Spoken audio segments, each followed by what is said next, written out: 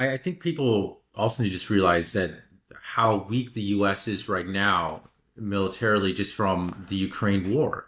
We really have exhausted our stockpiles. Are you able to talk about that a bit? Like, the proof that we're scratching the bottom of the barrel? Yeah, well, I mean, to give you an example, it was just like a month ago where the story came out that the U.S. was trying to convince Israel to send some of its, I think, eight Patriot missile systems to Ukraine. And the U.S. has been, bending arms, throughout Europe, trying to get Europeans to give up some of their Patriot missile systems. So it's clear that they don't have them. That's the thing. If they had them, they would simply supply them Hmm. directly. Instead, they've actually had to. They tried to persuade Israel. I don't think successfully. And Israel had actually, by the way, as we had talked about earlier, had mothballed those systems because they found them not to be effective. But I think now that they're faced with the possibility of a real attack, from both Israel and Hezbollah, they say, well, even if they're not really very effective, we just got to have everything, use everything that we have, right? Um, Hmm. so, I mean, that just tells you what's going on. The U.S. has been scrounging up these systems from around the world, but then it's also reported that okay, they've got the systems, but they don't have the missiles. There was even prior to the Ukraine war, there were complaints, within, I think Saudi Arabia was just found it was short of missiles, and the U.S. was trying to persuade other countries in the Middle East to supply them with temporary lend missiles, or supply missiles to Saudi Arabia with a promise that the U.S. would deliver missiles later to those countries. So I think they're already way behind on all kinds of their obligations. They simply don't have them. And then we know that they've been producing only 550 a year, which again is nothing. It's just nothing. You're going to use two of these missiles, each of which is $4 million, to knock down one target. Talking about $8 million a pop, and there's only 550 that they can produce in a year. Obviously, they can't even get close to keeping up with it. They're trying to crank that up to 650, which is, you know, uh, more, but not much, but with very little success in that regard. Yeah, so yeah, it's clear Hmm. that the U.S. is in a fix. That they've obviously kept some in reserve, but I doubt it can be very much. We'll find out exactly what Right. it is. We may if we have a major attack anyway. So yeah, this event is happening at kind of the worst possible time for the United States. We are greatly weakened. I mean, I also heard that we were going to South Korea and Japan, asking them to hand over their munitions as well because we didn't have enough and to send them over to Ukraine. We completely ran out of 155 millimeter shells, so that's why we had to send these old cluster munitions to Ukraine. And then I Right. heard we put out with our huge defense budget, we said, oh, we'll just buy more of these 155 millimeter shells on the market, which just meant that we paid 10 times the amount we should for Yeah. shells. But the problem is there's just not enough. So we were going to African countries trying to buy shells from them Right. because we don't make it. And then that's the thing that everybody just doesn't realize. If you just sit back and think about it rationally, like, oh, wait, the US doesn't make anything anymore. We design cool things, we make prototypes, the over engineered, overpriced stuff with our military equipment, but we don't actually build that much. And if we want to build more, we don't have the capability anyway. We don't have any of the manufacturing expertise. Building up a manufacturing base is not something you can do overnight. And that's the Yeah. problem. So many politicians, Yeah. and I think just people think that we'll just throw $500 billion at that, Money and at then it. boom, we got all the best stuff. It's like that doesn't Right. it doesn't Right. work that way. We don't. And I Right. think you said something else that over 40% of all of our military hardware relies on components from China. Is that correct? That's correct. Yes.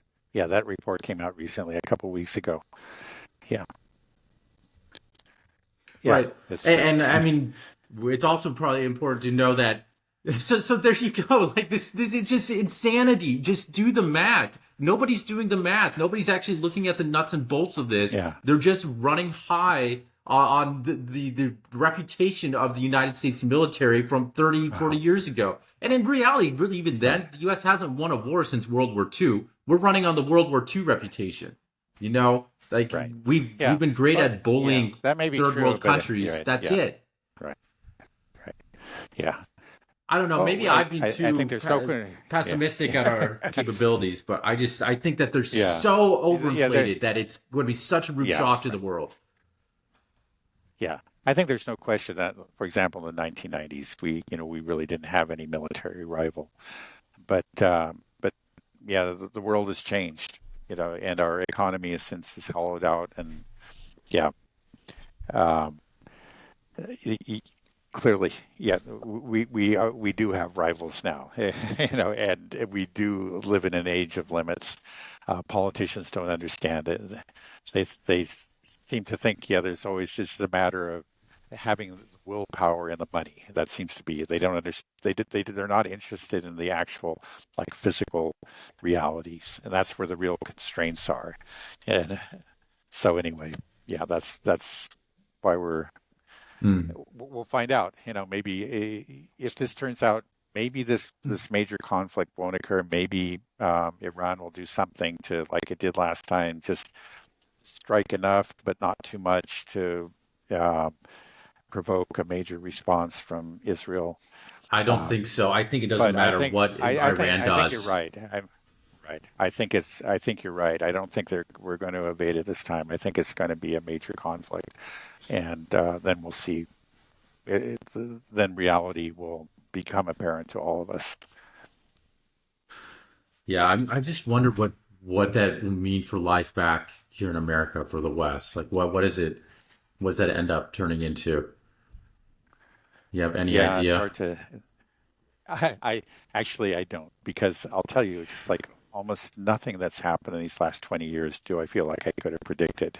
It's just that our culture and our politics have taken some really strange turns in the last several years. So I'm not going to say that I pretend. It's sort of like, again, we opened a Pandora's box and all kind of weird creatures are flying out of it.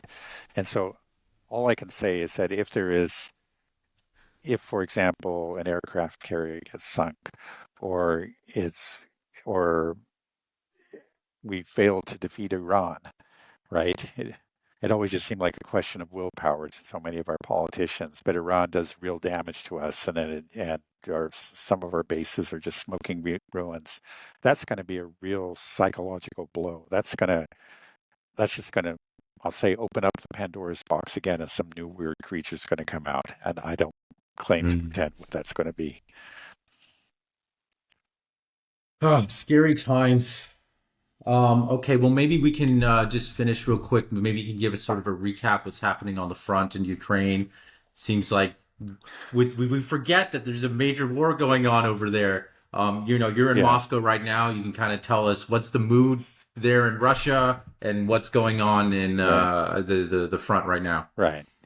Well, again, if you did, with one exception, I haven't seen anything that would let you know that a war is going on here. Life seems very normal. The city is prosperous, clean. People are busy doing, working their jobs, and there were a lot of tourists in Red Square today. Uh, Beautiful time of year, by the way. It's a good time to visit Moscow. Um, there was just one thing. There was one little exhibit out in front of a church not far from Red Square that um, where people had put up photographs of soldiers and different military personnel that have been killed in the conflict in the Ukraine. So you could see hundreds and hundreds of photos, and there were flowers around that. People were laying flowers before the photos. But other than that, there was just no reminder of the war. There was nothing. It just seemed life seems as normal as can be here. But of course, there is a real war going on that's being fought very intensively, and I won't go into great detail on it. I would just say that um, what's happening now is that that okay, the Russian forces are back actually in February. They broke through the first line of defenses, this line of fortifications, which is sometimes called the Zelensky line. It's been built up over the period of several years, really going back to 2014 all the way up to 2022 when the war broke out, or the most recent, um, let's say, episode of this war, because it really did begin back in 2014.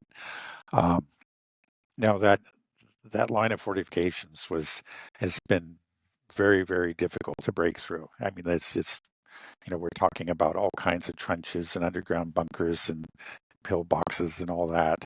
Again, a lot of you know, um, built over the course of many, many years. And so there was very, very little movement on the line until um, the Russian forces first took Avdiivka. That was really the largest city on this line. This was the fortress city, and some people have said it's maybe the most fortified city in the world. And then Marinka, a smaller city to the south. And when that happened, then things started moving, and they began to take out the other fortifications on the Zelensky line. And more than that, they began to move west and move west. I wouldn't say rapidly, but relative to what was happening before, really pretty fast. And now what they're doing is, well, there's a second line that's not as strong as the first line, which is known as the Poroshenko line. And they're breaking through that, or have already broken through that, west of Ocheretino, which is the town just north of Avdiivka. And they're moving, in a lot of other wars, you wouldn't call this rapid. But it used to be that maybe they would move 100 meters a day, like when they were going through Bakhmut or something. But now it's a kilometer a day or a kilometer and a half a day. They're going much faster, because two things are happening. Well, one is that they've broken through these fortifications, and there really aren't the same kind of fortifications behind them.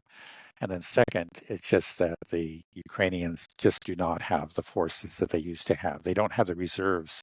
They used to, well, they suffered a lot of losses like in 2022, but you could look at a map. I remember looking at the Military Summary channel, and you get these daily reports and you see these little icons showing the different brigades. And there are a whole bunch of these brigades. So like every time the Russians maybe chewed up a brigade on the front line, they just moved another one in and plugged the hole.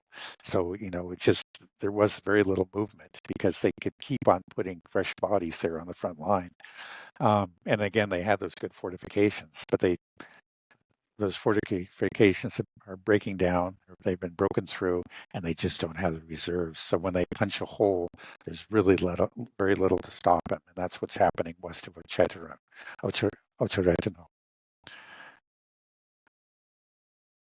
So it doesn't sound like this could go on that much longer. And then with the looming Israel-Iran conflict coming in, the the Ukraine's going to be put on the back burner. They're going to have even fewer Yeah, munitions coming in, right? Like they're in trouble. There's right, I mean, we already know that the war's over. It's just seeing basically the game now is, can we keep this war going until the election? Which is such a horrible thing to say. Like, do you have enough right. people that we can kill until we get to the election day and then we can stop it? It's like, well, probably not. Yeah, We'll probably run out of men before that. And that's just such a yeah, horrific thing right. that we just Yeah. Well, sacrifice all I these don't, young men, right. I don't think destroy they their want to, lives, destroy a whole right. country. Yeah, yeah. Yeah, I don't think they actually want to stop it after the election. They'll probably want to keep it going. But you're right; they want to keep the lines from collapsing before then. They want to make it appear to be a stalemate, and it's becoming increasingly hard to do. I mean, there's Well, the still a way lot of Ukrainian propaganda. Again, I'll go through my Google feed, and there's just nothing. You would just get the sense the Ukrainians are just going from strength to strength. Just constantly um, defeating defeating the Russians. On every point of the line. The poor befuddled Russians. But if you actually look, who's gaining territory and who's losing territory, it's obvious what's going on. mm, yeah, there's just But yeah, the again, it whole hasn't world's made it about to into the change. consciousness. Yeah, and it hasn't made it into Yeah. what I'm trying to say is it hasn't made it into the consciousness of the mainstream yet, right? Just what's happening there. People who are paying close attention, including pro-Ukrainian people, like Julian Rebke is a German journalist, very strong supporter of Ukraine. But he's saying, for example, like before a year ago, he said, well, at this rate, the Russians will get to Kiev in 30 years. He says, no, well, now at this rate, they're going to get to Kiev in 2 years. And I think he's being very realistic. And in fact, it probably would be faster because it's accelerating. I mean, the Right. line's moving faster now, but I think it's only going to accelerate as the months go by. Ukraine will continue to get weaker. Russia will continue to get it stronger, and so that the line will move faster and faster. Yeah. I mean, the world's changing rapidly, but it's about to change big Yeah, time. I think once yeah, this Ukraine right. defeat it breaks through the mainstream and people realize like, Become oh man, we really right, messed up here. Maybe NATO even ceases right. to exist. And then what happens with Iran, Israel, once, Israel starts having to evacuate their citizens and the whole state of Israel whose existence is now being put in question, and that's talked about openly in mainstream. Then we're Yeah, talking about the yeah, whole U.S. empire right. itself has collapsed, and Yeah, the whole thing is just going to change. And I just don't know how it's going to play out. yeah, It's yeah. terrifying. Nobody knows. It's exciting, Nobody knows. but yeah. And the weird thing is though, just also I think so many, like we said, it hasn't penetrated the mainstream psyche. I turn on the news, there was nothing about. I was watching, I find a few clips every now and then, but for the most part, everything is about the election. If you turn on, MSNBC, it's all about Trump, Trump, Trump, Trump, Trump, and then you turn it on Fox, it's all Yeah, about Kamala, Kamala, Kamala, and they're not even yeah. really asking these people how would they handle these situations. The world's on fire right now and nobody seems to be Right, paying right, attention. Everybody. right. Yeah, I understand right. the elections Yeah, are important and exciting too, but yeah. this it's Right. nothing it's a microcosm in this bigger thing, Yeah, this bigger power paradigm right. shift that's happening in the world right now, and people Yeah. don't seem to But really also care is, until all of a sudden people they also will forget. because it's Right. staring them right in the Yeah. face. Yeah. Okay. Well, yeah, there's one Well, maybe we'll okay, I'll end it just say there, very Dad. We're quickly. about at an hour, and Okay. Okay. okay, sorry, go Something's ahead. going on there. So Yeah, my okay, dog's I'm just going going to say crazy, very quickly. so Your she's dog's just going crazy. Okay. Okay. Well, I'm just going to say very yeah. quickly that's just kind of an oddity of the American system is that the president's main responsibility, as the office of the presidency was designed back in the founding, is foreign policy, is military affairs. That's really he's not supposed to be focused on domestic affairs. And the truth is that he really doesn't have nearly the power in domestic affairs that he does when it comes to the military. He's the commander in chief. He can make decisions to start wars or not. This is a huge responsibility. But in every election, it's like foreign policies generally put number 10 after nine other domestic issues, and that's crazy. I mean, again, the U.S. president has so much damage to do for good or evil in the world, through his control of the military and foreign policy, but it's just virtually not talked about or thought about. But we'll end up with somebody who probably doesn't know anything about foreign policy or any understanding of military capabilities and affairs, and the disaster will continue.